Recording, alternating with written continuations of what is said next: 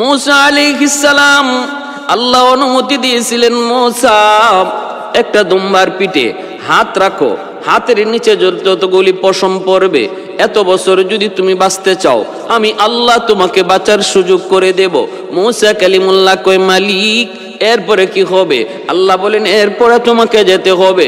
মূসা বলেন, আল্লাহ এরপরে যদি যেতেই হবে, যাওয়া যদি লাগবেই, তাহলে দেরি করে লাভ নাই, যেতেই যেহেতু হবে আমি আর দেরি করতে চাই না। এজন্য আল্লাহ পাক রব্বুল আলামিন সময় দিবেন গো নবী, চাইলে আপনাকে সময় দিবেন, কিন্তু সেই সময় চিরন্তন কোনো সময় নয়, চিরকাল কোনো সময় নয়। পৃথিবীর কোনো সৃষ্টি কোনোদিন আজ পর্যন্ত তার চিরকাল হতে পারে না, চিরদিন হতে পারে না, চিরন্তন হতে পারে না। চিরন্তন শুধু একমাত্র আমার আল্লাহ, চিরন্তন শুধু একমাত্র আল্লাহ। শুরু আছে যার, শেষ হবে তার, জন্ম আছে যার, মৃত্যু আছে তার। শুরু নাই, জন্ম না, একমাত্র আমার আল্লাহর। এজন্য আল্লাহ পাকের মৃত্যুও নাই। আল্লাহ ছাড়া যত মাখলুক রয়েছে সবার শুরু আছে, তাই শেষও আছে। কুল্লু মান আলাইহা ফান ওয়া ইয়াবকা ওয়াজহু রাব্বিকা যুল জালালি ওয়াল ইকরাম। পবিত্র কোরআনুল কারীমের সূরাতুর রহমান আল্লাহ পাক রব্বুল আলামিন পরিষ্কার ভাষায় তিনি জানায়া দিয়েছেন, সব কিছু একদিন ফানা হয়ে যাবে, শেষ হয়ে যাবে, কেউ থাকবে না, কিছুই থাকবে না, থাকবে শুধু একমাত্র আমার আল্লাহর অস্তিত্ব। এজন্যই জিব্রাইল আমিন বলে, আল্লাহর নবী গো, অনুমতি না দিলেও সময় কিছুদিন বেশি পাবেন হয়তো, কিন্তু যেতে হবে। আপনার আগে ইব্রাহিম নবী গেছে, আদম নবী গেছে, নূহ নবী গেছে, মূসা নবী গেছে, ঈসা নবী গেছেন, কোন নবী আজ পর্যন্ত নাই। আল্লাহ যাকে ইচ্ছা করেছেন এখনো পর্যন্ত আল্লাহ রাখছেন, তবে একদিন সবাইকে মরতে হবে। হয়তোবা কোন নবী এখনো পর্যন্ত আল্লাহ কোনো হিকমতে বাঁচায় রাখছেন, কিন্তু একদিন সব কিছু ধ্বংস হয়ে যাবে, কেউ থাকবে না, থাকবেন শুধু একমাত্র আল্লাহ। এই কথা বলা মাত্রই আল্লাহর নবী, রহমতের নবী বলেন, ভাই জিব্রাইল, তাহলে আমি আল্লাহর কাছ থেকে একটা কথা না জানা পর্যন্ত অনুমতি দেব না, কারণ আমার মালিক আমাকে জানাইছেন যতদিন পর্যন্ত আমি উম্মতের মাঝে থাকবো আল্লাহ পাক আযাব গজব দিয়া আমার উম্মতকে ধ্বংস করবেন না। আল্লাহ পাক জানাই দিয়েছেন, আমার উম্মতের কাছে যতদিন পর্যন্ত থাকবো রে জিব্রিল, আল্লাহ আযাব গজব দিয়ে ধ্বংস করবে না। আমার ইন্তেকালের পর আমার উম্মতের কি হালত, কি অবস্থা হবে, এটা না যাই না আমি অনুমতি দিতে পারি না।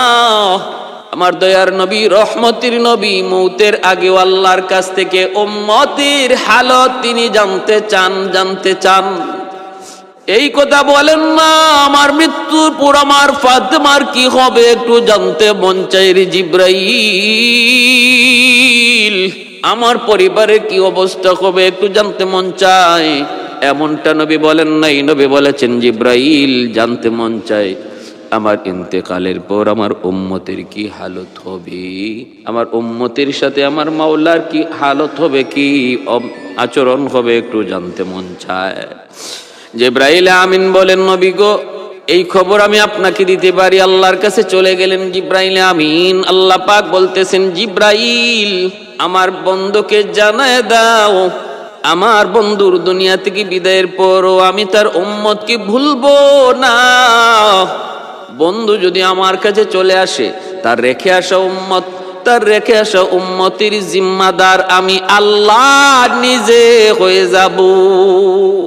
আহাদুন লাইসা কামিসলি সামাদুন লাইসা কাফাদলি লিমানিল মুলকু তুগুই তু সাজাওয়ার খুদাই তু খুদাওয়ান্দে ইয়ামিনি তু খুদাওয়ান্দে ইয়াসারি তু খুদাওয়ান্দে জামিনি তু খুদাওয়ান্দে সামাই তু রহিমি তু করিমি তু সামিঈ তু বসিরি তু মুইজ্জি তু মুযিল্লি তু মালিকিল আরশি বাজাই।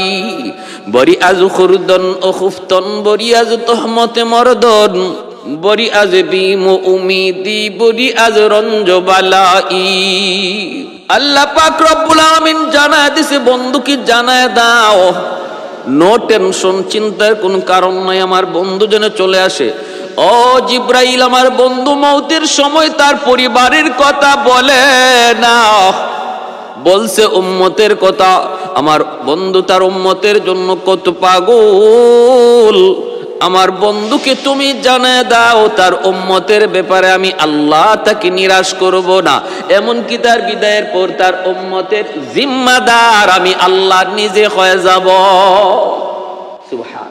এরপরে দয়ার নবী মায়ার নবী বার শান্ত হলেন। নবী ডাক দিয়া বলেন, রে ভাই জিব্রাইল, আমি খুশি হয়ে গেলাম, আমার দিল শান্ত হয়ে গেছে, এইবার আমি রাজি আছি।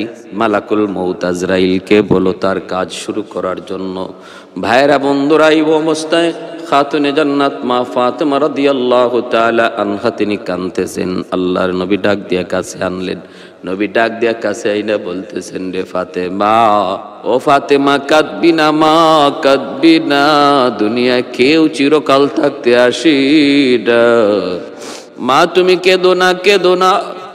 মারে শোনো, মালাকুল মউত আজরাইল এই মুহূর্তে আমার জান কবজ করবে, বাবা চিরকালের জন্য বিদায় নেব। এই কথা শোনা মাত্রই খাতুনে জান্নাত তিনি কাঁদলেন, কান্না শুরু করলেন, চোখ দিয়ে পানি মুছতেছে, ঝরে পানি পড়তেছে। মায়ার নবী বাউর মাথায় হাতটা রেখে নবী বলতেছেন, মা তুই কাঁদবি না রে মা, তাহলে শুন, আমার বিদায়ের পর আমার পরিবার থেকে সবার আগে তোমার সাথে বাবার দেখা হবে। খাতুনে জান্নাত এই সংবাদ শোনার পর আবার তিনি মুচকে হাসলেন, চোখের পানিটা মুছলেন, আনন্দ, চেহারার মধ্যে আনন্দ। আম্মা জানা আয়েশা সিদ্দিকা রাদিয়াল্লাহু তাআলা আনহা দৃশ্যটা তিনি দেখলেন। খাতুনে জান্নাত একবার তিনি কাঁদলেন, আর একবার তিনি হাসলেন। নবীর ইন্তেকালের পর মা জিজ্ঞেস করেছিলেন, মারে একটু বল, একবার তুমি কাঁদছো আর একবার তুমি হাসছো, কারণ কি?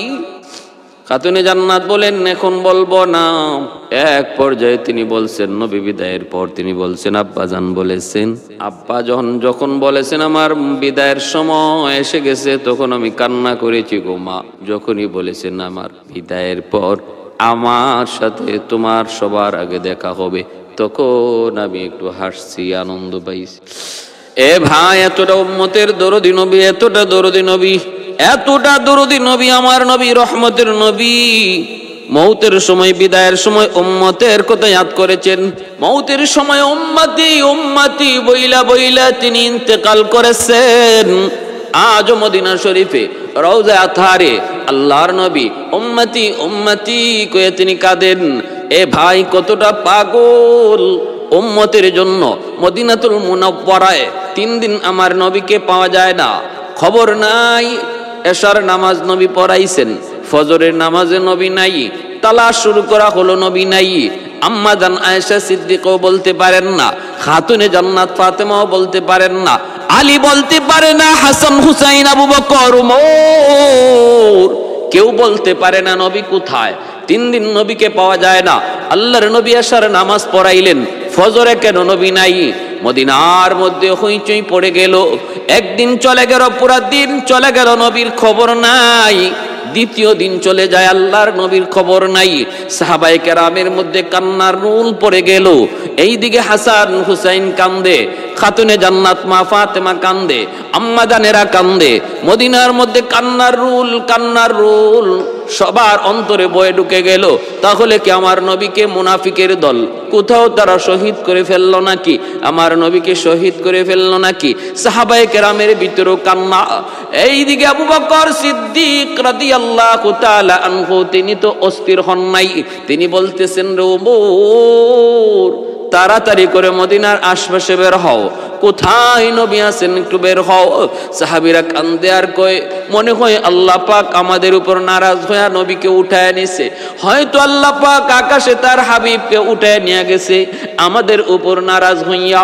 আবু বকর সিদ্দিক রাদিয়াল্লাহু তাআলা আনহু তিনি বলেন, ওমর, আর দেরি করা যায় না, বের হয়ে যাও, বের হয়ে যাও, মদিনার আশপাশ পাহাড়গুলিতে বের হয়ে যাও, একটু তালাশে বের হও, হযরত আবু বকর সিদ্দিক রাদিয়াল্লাহু তাআলা আনহু আমার নবীর সন্ধানে আবু বকর সিদ্দিক হযরত ওমরকে সাথে নিয়ে তিনি মদিনা থেকে বের হয়ে গেলেন। এ ভাই, কান্না, সবাই কান্দে, মদিনার শেষটা পর্যন্ত কান্দে, আমার নবী কোথায়? আবু বকর সিদ্দিক তালাশে বের হয়ে গেছেন। উট রাখালেরা আসতেছে মদিনা থেকে প্রায় 5 কিলোমিটার দূর। চলে গেলেন খুঁজতে খুঁজতে, কোথায় কোথায়, কোন গুহায় কোথায় নবী আছেন কেউ জানে না, জানার কথাও না। রাখালের দলেরা আসতেছে। আবু বকর সিদ্দিক ওই রাখালদেরকে ডাক দিয়ে বলেন, রাখালেরা রে, ও রাখালেরা বল, আমার দ্বীনের নবী, মায়ার নবী রে তোমরা কেউ দেখছো নি রে? রাখালেরা তখন বলতেছে, আবু বকর কার কথা বলতেছ? কয় মুহাম্মাদুর রাসূলুল্লাহ। রাখালেরা কয় আমরা জানি না, ওই পাহাড়ের গুহাটার মধ্যে কে যেন কান্দে গো, আমরা জানি না কে, আমরা ওই গুহার ভিতরে ঢুকি নাই, কিন্তু আবু বকর রে, যেই হোক না কেন তার একটু তোমরা নিয়ে যাও, কারণ আজকে 3 দিন পর্যন্ত এই গুহার আশপাশে কোনো উট, কোনো বেড়া, কোনো দুম্বা ঘাসে মুখ লাগায় না রে। ওই মানুষটার কান্নার কারণে কোন জীব জানোয়ার আজ 3 দিন যাবৎ ঘাসে মুখ দেয় না। ও আবু বকর, দয়া করে ওই লোকটা কে জানি না, তবে শুনেছি তিনি শুধু উম্মতি উম্মতি কয়ে কান্দে।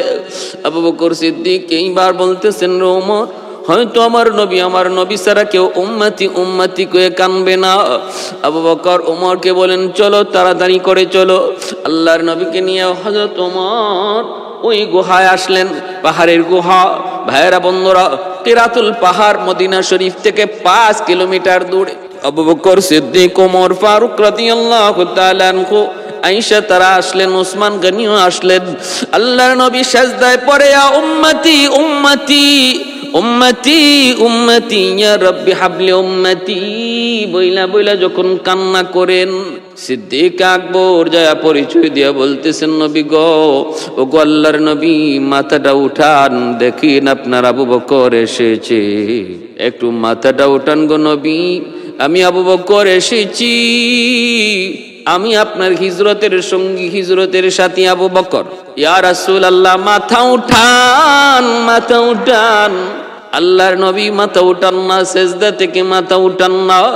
নবীজি সেজদায় পড়ে পড়ে, ইয়া রাব্বি হাবলি উম্মতি, আল্লাহ আমার উম্মত, আল্লাহ আমার উম্মত, আল্লাহ আমার উম্মত কে কান্দেন। সিদ্দিক আকবর পাশে যায় বলতেছেন, নবী গো, আমি আবু বকর। নবীজির কোনো হোশ নাই। আল্লাহর নবী মাথা উঠান না। সিদ্দিক একবার এবার ডাক দিয়া বলে, ইয়া রাসূলুল্লাহ, মাথাটা উঠান গো নবী, আমি আবু বকর আমার জীবনের যত নেক আমল রয়েছে সমস্ত নেক আমল আমি আপনার উম্মতকে দান করলাম, তবু আপনি মাথাটা উঠান। কিন্তু মায়ার নবী, দয়ার নবী মাথা তো তুলেন না। আল্লাহর নবী মাথা উঠান না, নবী শুধু কান্দেন, ইয়া উম্মতি উম্মতি কয়া নবী কান্দেন, মাথা তুলেন না। সিদ্দিক আকবর জীবনের সমস্ত নেক আমল দিয়ে দিলেন। আবু বকর সিদ্দিক রাদিয়াল্লাহু তাআলা আনহুর নেক আমল কি পরিমাণ ছিল, কি পরিমাণ ছিল। আম্মাদান আয়েশা সিদ্দিকা রাদিয়াল্লাহু তাআলা আনহা, পূর্ণিমার চাঁদ, এই চাঁদনি রাতে আমার নবীকে নিয়ে ঘরের বাহিরে বসা। ওই অবস্থায় আল্লাহর নবী আম্মাদানকে লক্ষ্য করে বলতেছেন, আয়েশা, আকাশে কি পরিমাণ তারকা আছে দেখতেছো, গণতে পারবা? আম্মাদান বলে, ইয়া রাসূলুল্লাহ, এটা তো অসম্ভব, আকাশের তারা গণা কি সম্ভব? কত কোটি কোটি তারা, গণনা করা সম্ভব নয়। আল্লাহর নবী বলে, আয়েশা জানো, আমার উম্মতের আমার একজন সাহাবী আছে, যার নেক আমল এই আকাশের তারার চেয়েও বেশি, যার নেকির পরিমাণ আকাশের ওই তারকার চেয়েও বেশি। জানো কি তার নাম কি? আম্মাজান বলেন, ইয়া রাসূলুল্লাহ, আমি কেমনে জানবো, আপনি বলুন, আপনি তো ভালো জানেন। আল্লাহর নবী, রহমতের নবী নাম বলবেন। আম্মাজানের মনে মনে আশা যে রাসূল তো আমার আব্বার নামটাই বলবেন, কারণ উম্মতের মধ্যে, সাহাবায়ে কেরামের মধ্যে আমার বাবার আমল বেশি, নেক আমল বেশি, এবং আমার আব্বা হলেন আমার নবীর বন্ধু, হিজরতের সাথী, সর্বদিক দিয়ে আগানো।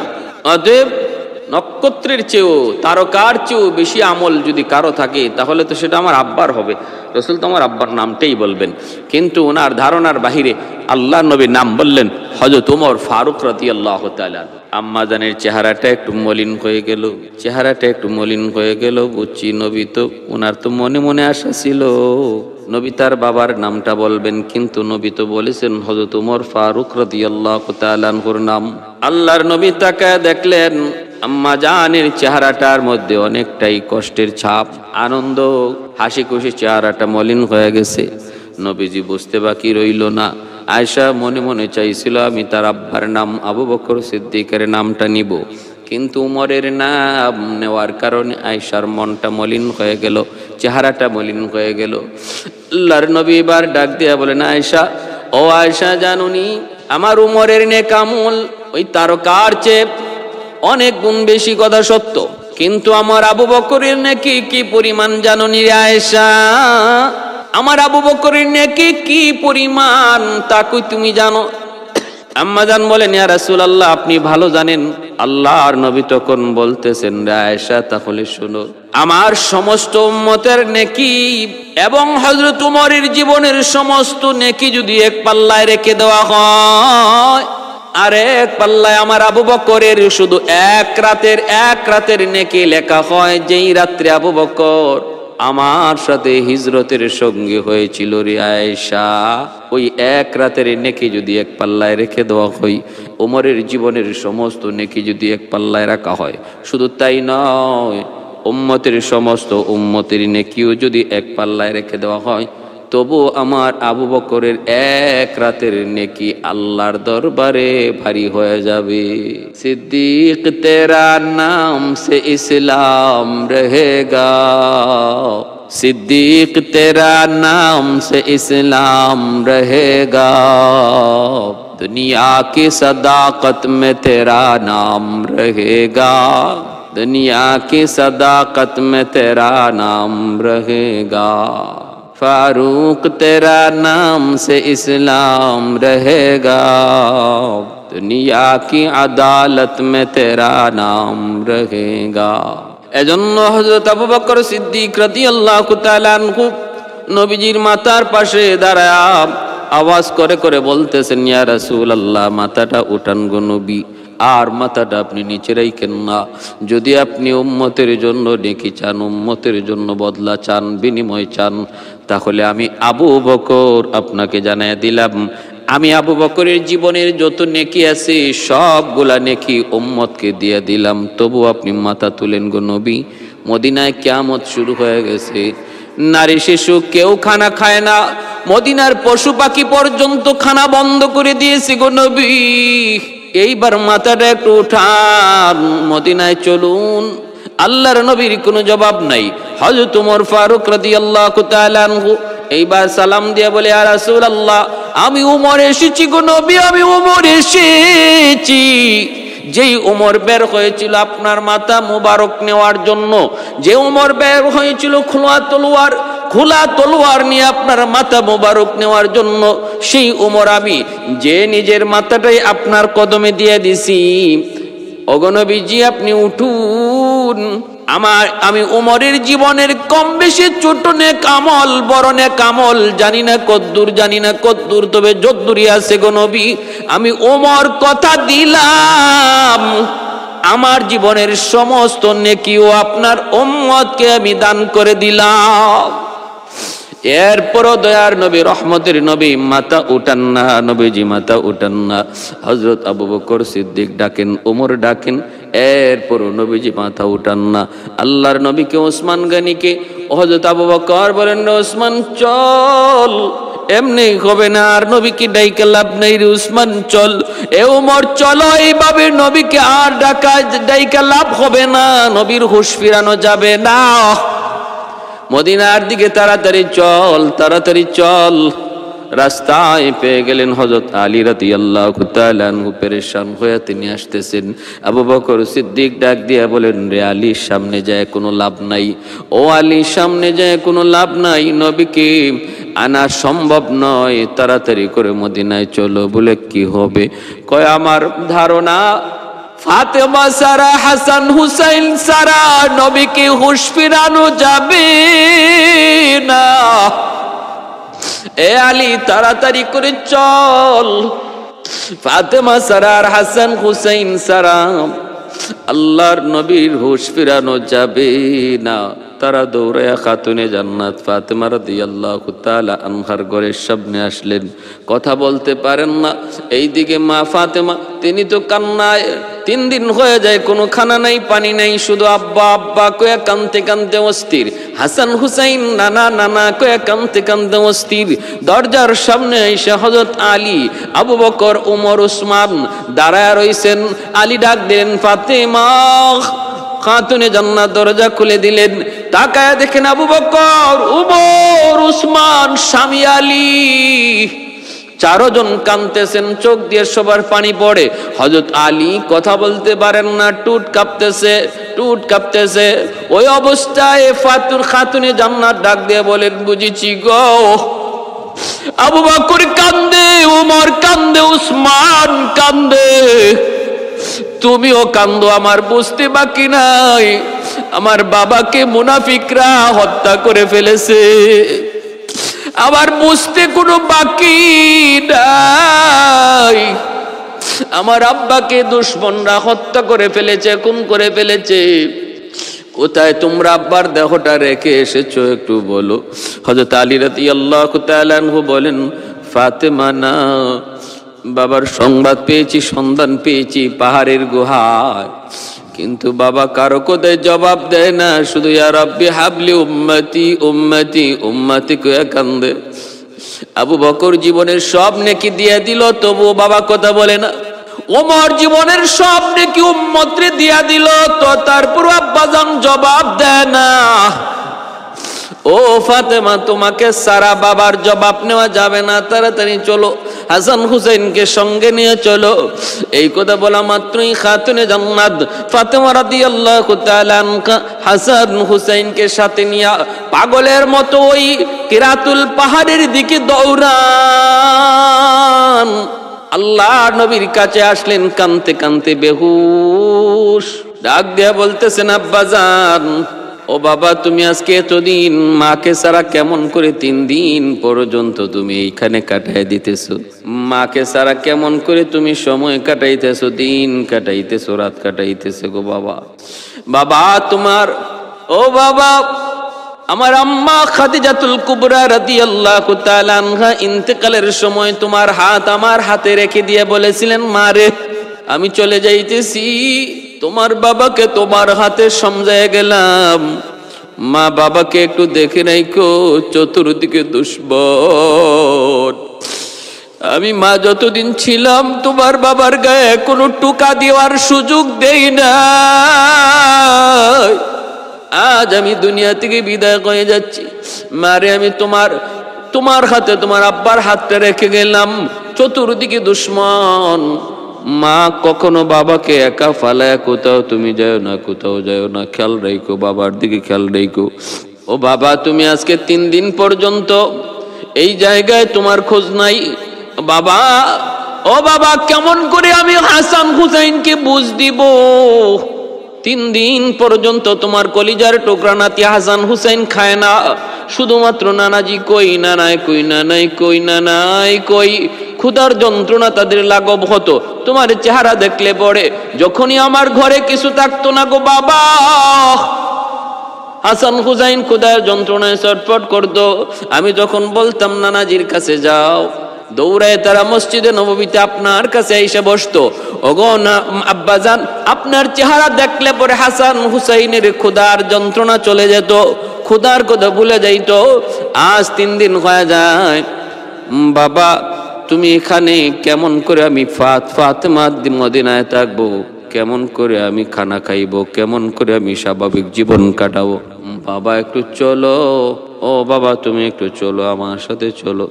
যখনই তিনি এইভাবে ডাকতেছেন, তবুও নবী কথা বলেন না, কথা বলেন না, জবাব দেয় না।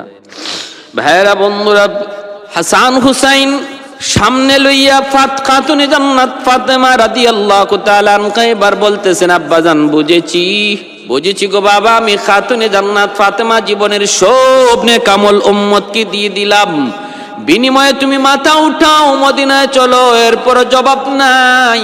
কান্না আর কান্না। আবু বকর কান্দে, ওমর কান্দে, ওসমান কান্দে, আলী কান্দে, খাতুনে জান্নাত কান্দেন, হাসান হুসাইন কান্দেন। কান্নার রুল। এইদিকে আরশ আজিম থেকে মালিক তাকা তাকা দেখে, এই করুণ দৃশ্য জিব্রাইল দেখে, আল্লাহ দেখেন, আল্লাহ পাক রব্বুল আলামিন দেখতেছেন। ওই অবস্থায় খাতুনে জান্নাত বলতেছে, বাবা গো বুঝেছি। আল্লাহর কাছে তিনি আবদার করলেন, মালিক আর তুমি কত আমার আব্বারে কান্দাইবা, আর তুমি কত আমার বাবারে কান্দাইবা। আল্লাহ তুমি বুঝেছি তুমি কেমন করে খুশি হইবা। আমার হাসান হুসাইনকে তোমার দিনের জন্য কোরবানি দিলাম।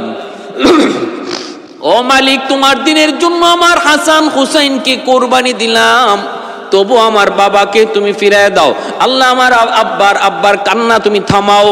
আল্লাহ আমার আব্বাকে তুমি খুশি করো। যেই মাত্র আল্লাহর নবীর আল্লাহর কাছে খাতুনে জান্নাত এইভাবে দোয়া করলেন, আল্লাহ পাক রব্বুল আলামিন জিব্রাইল আমিনকে বলে, জিব্রাইল তাড়াতাড়ি করে যাও, আমার বন্ধুকে জানায় দাও। আর কত বন্ধু উম্মতের জন্য আর কত কাঁদবে একটু জানায় দাও। আমি আমার বন্ধুকে তার উম্মতের ব্যাপারে কখনো নিরাশ করব না, যতক্ষণ পর্যন্ত আমার বন্ধু খুশি না হবে। ওয়ালা সাউফা ইউতিকা রাব্বুকা ফাতারদাক, যতক্ষণ পর্যন্ত না আমার বন্ধু খুশি হবে তার উম্মতের ব্যাপারে, সে যা চাইবে আমি তাই দেব। কৌনাইন মুখতার খুদা তুমকো বানায়া, কৌনাইন মুখতার খুদা তুমকো বানায়া, উম্মত কা নিগাহবান খুদা তুমকো বানায়া, उम्मत का निगाहबान खुदा तुमको बनाया। मौला मेरा आका मेरा रहमत की नबी है, ताजदार मदीना है तुम्हारे अरबी है, ताजदार मदीना है तुम्हारे अरबी है। এজন্য ভাইরা বলতেছিলাম, উম্মতের জন্য এত দরদি আমার নবী, এত দরদি আমার নবী, এত মায়া। এরপর উম্মত আজকে নবীকে চিনলাম না, নবীকে মানলাম না, নবীর কথা মতো চললাম না, নবীর সিরত সুরত আজকে আমরা নিজের মধ্যে আমলে আনার চেষ্টা করি না। আজকে মুসলমান নবীর উম্মত ফলো করে ইহুদিকে, ফলো করে খ্রিস্টানকে, ফলো করে অমুক খেলোয়াড় তমুক খেলোয়াড়কে। চুলের কাটিং এর দিকে দেখলে পরে দেখা যায় খেলোয়াড়ের কাটিং, প্যান্টের দিকে তাকাইলে দেখা যায় কোন নায়কের কাটিং। কিন্তু নারে যুবক, যেই নবী এখনো তোমার জন্য মদিনায় রওজাতে শুয়ে শুয়ে কান্দেন, তোমার কল্যাণের জন্য, তোমার মুক্তির জন্য, তোমার কামিয়াবির জন্য, তোমার শান্তির জন্য, ওই নবীকে কেমন করে তুমি এত তাড়াতাড়ি ভুলে গেলা? কেমন করে তুমি ওই নবীকে ভুলে গেলা? যেই নবীর আদর্শ দেইখা বেদিন বেঈমান কালেমা পড়ে দলে দলে মুসলমান হয়েছে। এজন্য বলতেছি, দেরি না। আমরা যে পথে আছি, যে লাইনে আছি, যে কর্মক্ষেত্রে আছি, করো। তুমি তোমার কর্ম করো, তুমি তোমার প্রতিষ্ঠানে পড়ো, কলেজে আসো থাকো, চাকুরিতে আসো করো, কিন্তু মনে রাখো আমার সবচেয়ে বড় পরিচয় আমি উম্মতে মুহাম্মাদি। এটা হলো আমার সবচেয়ে বড় পরিচয়। এই পরিচয়ের কথা তুমি ভুইল না। যদি আমরা আমাদের জীবনটারে নবীর মতো সাজাইতে পারি, দুনিয়াতেও আল্লাহ আমাদের ইজ্জত বাড়াইয়া দিবে, আখেরাতেও নবীর সুপারিশ আমাদের নসিবে আল্লাহ জাগায় দিবে, জুটাইয়া দিবে। নবীর সুপারিশ যদি পাইতে হয়, নবীর আদর্শ মতো চলতে হবে, নবীর সুন্নত মতো চলতে হবে। কথা ঠিক? বাহিরের যত পথ, যত মত, যত দল, যত তরিকা সব ভ্রান্ত। কোন লাইনে পৃথিবীর মানুষ কোনোদিন শান্তি পায় নাই। লেনিনের আদর্শ দেখেছে, কার্ল মার্ক্সের আদর্শ দেখেছে, মাও সেতুংয়ের আদর্শ দেখেছে। পৃথিবী কখনো কোনোদিন শান্তির দেখা পায় নাই। ডাস্টবিনে নিক্ষেপ হয়েছে তাদের মতবাদ। পৃথিবীর মানুষ যদি কখনো শান্তি পেয়ে থাকে তাহলে সেই যুগ ছিল আমার নবীর আদর্শের যুগ, সেই যুগ ছিল সোনালী যুগ, সেই যুগ ছিল সাহাবায়ে কেরামের যুগ, সেই যুগ ছিল খোলাফায়ে রাশিদিনের যুগ, যেই যুগটা ছিল আমার নবীর মডেলে, আমার নবীর আদর্শের মডেলে পরিচালিত। মানুষ মানুষকে খুন করবে দূরের কথা, একটা বাঘ তার শিকার হরিণকে কাছে পাইল সে জুলুম করতো না, তার উপরে হামলা করতো না, কারণ শাসন চলছে আমার নবীর আদর্শের মডেলে, মদিনার সনদে। আল্লাহ আমাদের সবাইকে আমার নবীর আদর্শ মতো চলার, নবীর আখলাক মতো মাইনা চলার তৌফিক দান করুন এবং নিজেকে নিজের পরিবারকে নবীর সুন্নত মতো, নবীর আদর্শ মতো চালাইবার তৌফিক দান করুন। ওয়া আখির দাওয়ানা আনিল হামদুলিল্লাহি রাব্বিল আলামিন।